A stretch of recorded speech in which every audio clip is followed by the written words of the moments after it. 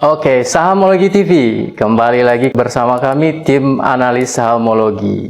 Oke, gimana Mas Ivan, kita akan bincang-bincang ya hari ini terkait single emiten, sektor yang menarik ya di bulan ini.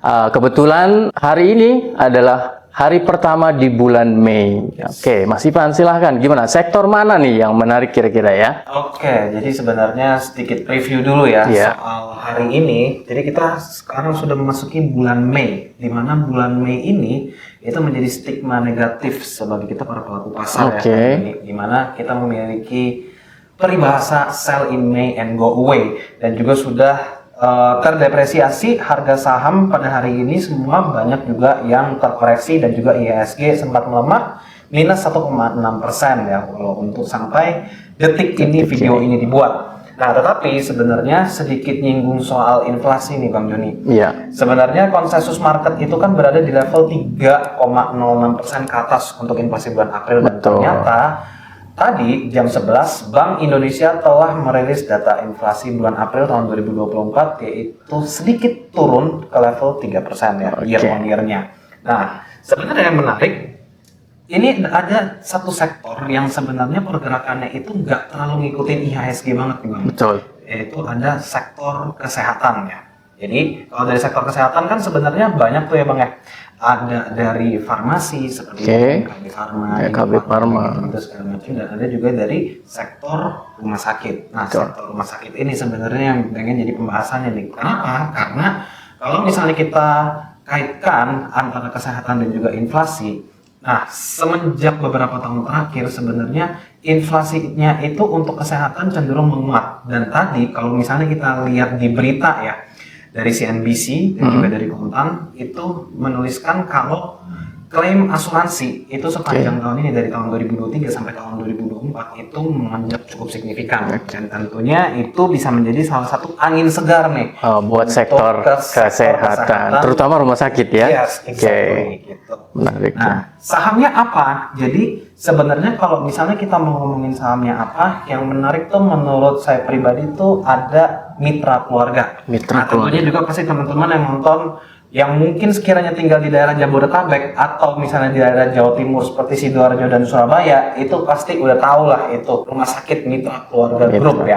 Kenapa menarik? Karena juga begini ya, kalau misalnya kita ngomongin soal fundamentalnya Mika secara singkat aja ya, Mitra Keluarga ini dia punya pendapatan itu naik 21%. 21% on kuartal ya. Jadi Q1 tahun 2023 itu dia pendapatannya 1,02 triliun. Q1 2024 kemarin sudah dirilis laporan keuangannya oleh perseroan, itu pendapatannya 1,24 triliun atau menguat 21% jika kita bandingkan kuartal 1 2023 dan 2024. Nah, otomatis juga laba bersihnya juga ikutan naik dari 230 miliar menjadi 288 miliar. Dan itu harganya sempat terapresiasi ya minggu lalu ya. Itu dari level 2.800 sempat sentuh level 3.000 psikologis. Awal tahun kuartal 1 ini itu angin segar banget ya. Angin segar banget. Awal yang baik untuk Mika berarti ya. Yes, betul sekali. Kalau misalnya kita breakdown lagi nih, dari total pendapatan 1,24 triliun, itu aspek meningkatnya itu paling gede dari bagian rawat inap. Nah, bagian rawat inap itu pada kuartal 1 ini itu tuh sebesar 842 miliar berbanding kuartal 1 tahun sebelumnya itu sebesar 683 miliar. Jadi ada kemungkinan naiknya itu kisaran 15-17%. Itu dari sektor rawat inap di Mitra Keluarga ya. Terus segitu pendapatannya juga yang lain, pendapatan rawat jalan itu dari 343 miliar pada kuartal tahun lalu, kuartal 1 tahun lalu 343 miliar naik menjadi 400 miliar pada kuartal 1 tahun 2024 itu kisaran 17%-an. Kita coba singgung sedikit nih, karena juga kalau misalnya kita ngomongin rumah sakit,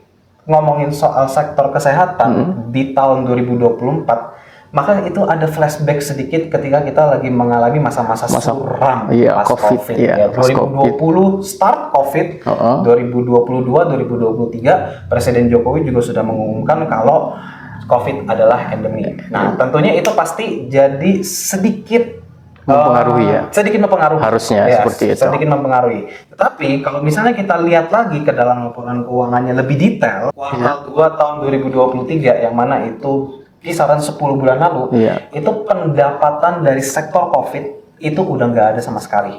Jadi terakhir itu cuma ada pas kuartal 1 tahun 2023 itu kalau nggak salah setelah Omicron, tapi saya lupa itu variannya apa. Tetapi setidaknya itu udah semakin menipis. Dan sekarang yang menjadi menariknya adalah kuartal 1 tahun 2024 itu udah nggak ada pasien COVID sama sekali itu di mitra keluarga. Oke, tapi revenue-nya justru malah Revenue justru naik. nanti tetap survive ya, sekalipun COVID sudah berlalu seperti itu. Jadi ini menarik, ini satu hal yang menarik ya berarti ya Mas Ivan ya. Berikutnya kita akan singgung sedikit ya terkait teknikal. Ini saya coba cek dulu teknikalnya seperti apa Mika. Teman-teman kalau bisa lihat chart dari tahun 2024 itu mengalami konsolidasi ya dari awal tahun 2024 dari Januari, Februari, Maret, April. Nah itu kalau teman-teman perhatikan itu ada konsolidasi di awal tahun, di situ membentuk triangle simetris ya di situ. Dan kebetulan ini Mas Ivan ya baru-baru ini dia keluar ya break dari triangle-nya, dan per hari ini dia masih konsolidasi. Jadi dia akan koreksi terlebih dahulu setelah break tadi. Menarik untuk kita nantikan ya. Tadi sudah kita singgung ya terkait pertumbuhan revenue.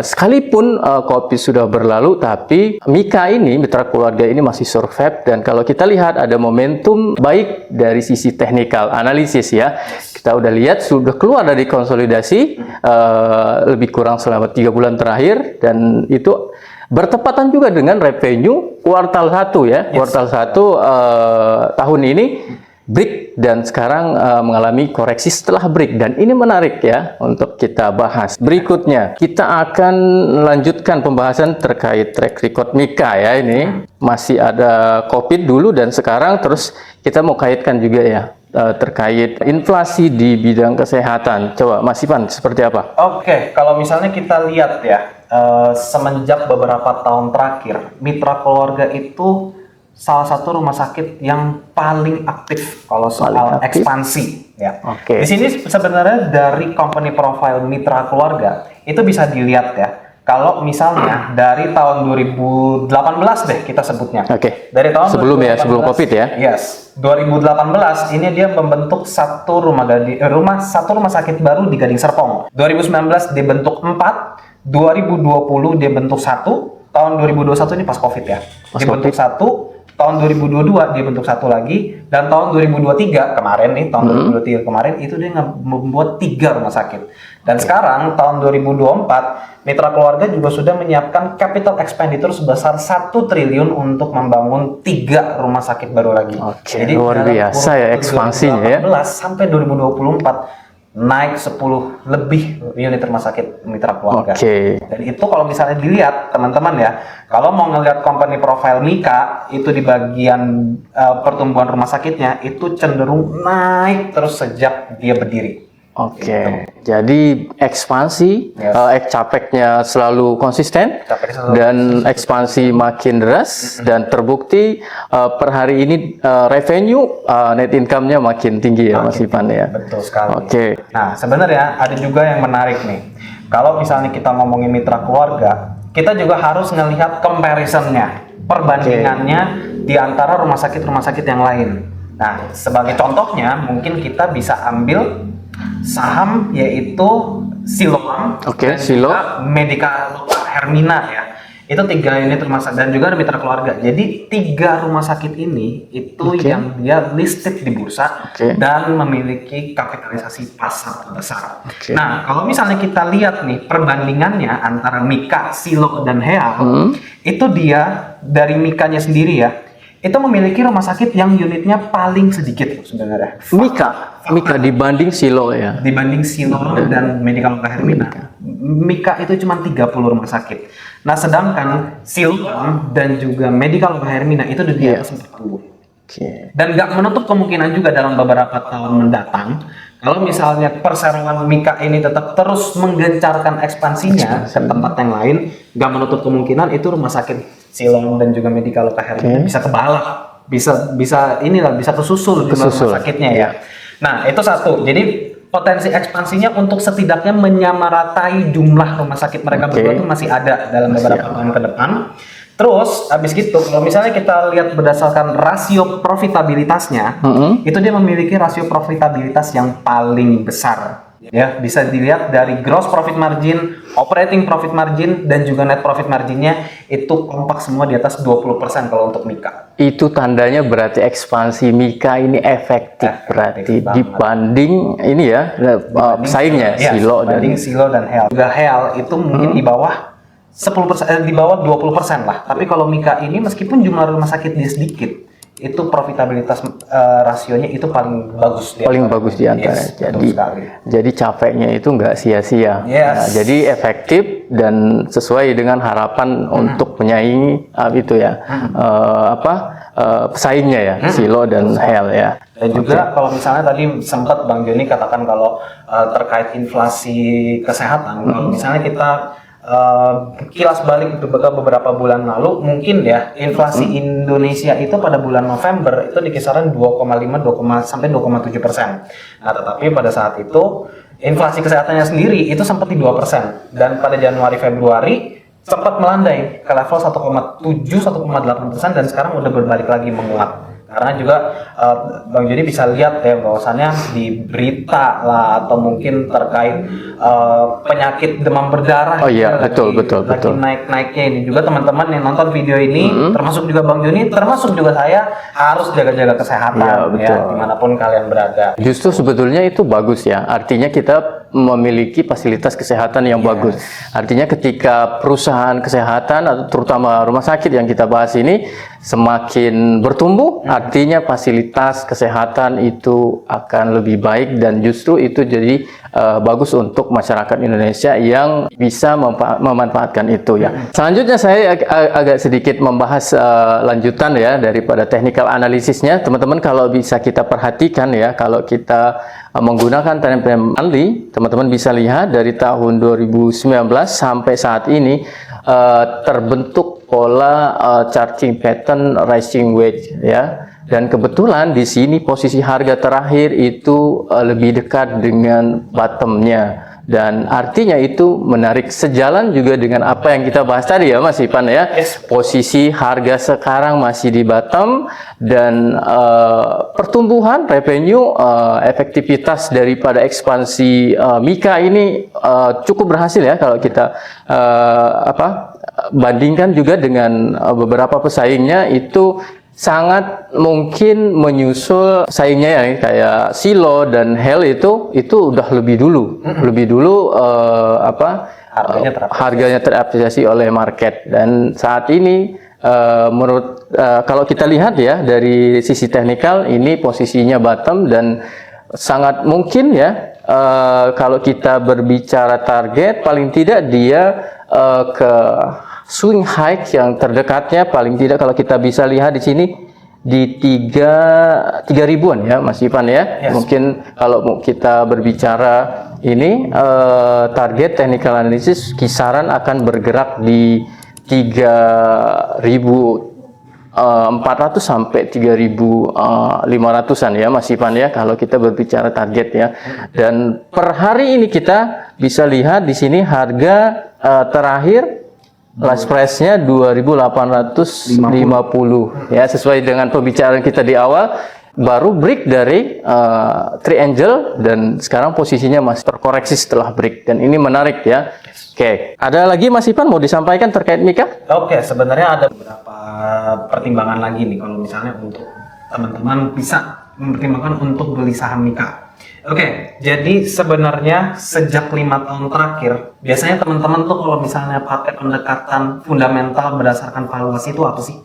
Kalau nggak PER, Iya. PBV, Iya. price earning ratio or price book value ratio. Betul. Ya kan? Nah, kalau kita bandingkan antara harga saham dan juga laba bersih dan juga nilai bukunya, itu sebenarnya saya sendiri juga udah ngeliat ya berdasarkan kuartal by kuartal sejak 5 tahun terakhir. Oke, 5 tahun ya. Yes, 5 tahun terakhir. Kalau misalnya nih ya kita ngeliat EPS PBV makin rendah, makin bagus. Nah, dan ternyata kalau misalnya kita lihat itu EPS-nya aja ya dari tahun 2019 itu di level 60 teman-teman. Ya, di level 60 dan sempat menyentuh level 70. Level 70 itu karena waktu itu pendapatannya tuh sempat terkoreksi cukup dalam ya, karena juga pas Covid awal-awal. Ya, Covid awal-awal tuh Maret, April itu sempat jatuh dalam. Terus habis gitu, pas Covid 2021 itu terjun bebas, EPS-nya menanjakan itu cakep.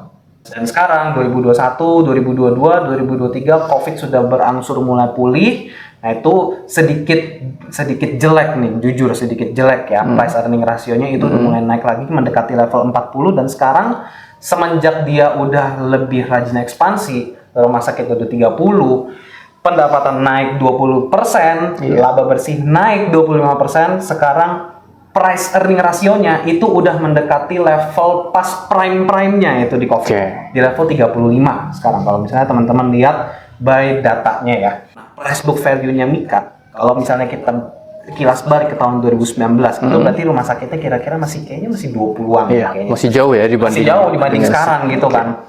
Nah, itu tahun 2019 itu price book value-nya sempat di angka 10. Value dong. Ya kan?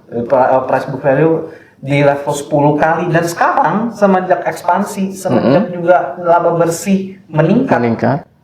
PBV-nya 6 bahkan sekarang ya price book value-nya, dan itu merupakan salah satu kinerja keuangan yang cukup bagus. Pertama juga karena modalnya meningkat terus kan, itu kan. Dia mengalokasikan capek yang konsisten ya seperti itu ya. Betul sekali. Nah, dan yang menjadi pembahasan terakhir adalah kalau misalnya kita ngelihat berdasarkan peningkatan laba bersih. Jadi kalau misalnya kita kilas balik ke 5 tahun sebelumnya, karena kan ini kan kita pakai data kan 5 tahun ke belakang. Ya, 5 tahun.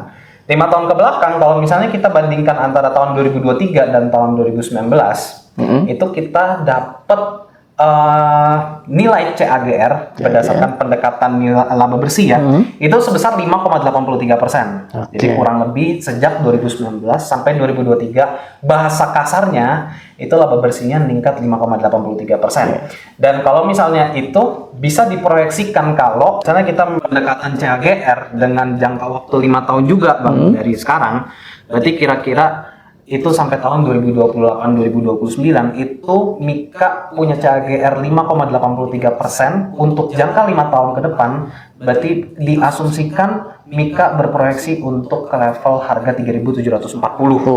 Lebih tinggi lagi berarti. Tapi kurang lebih sama tuh, kurang lebih mirip-mirip lah antara target teknikalnya di 3.500 sama di target fundamental by pendekatan CAGR di 3.740.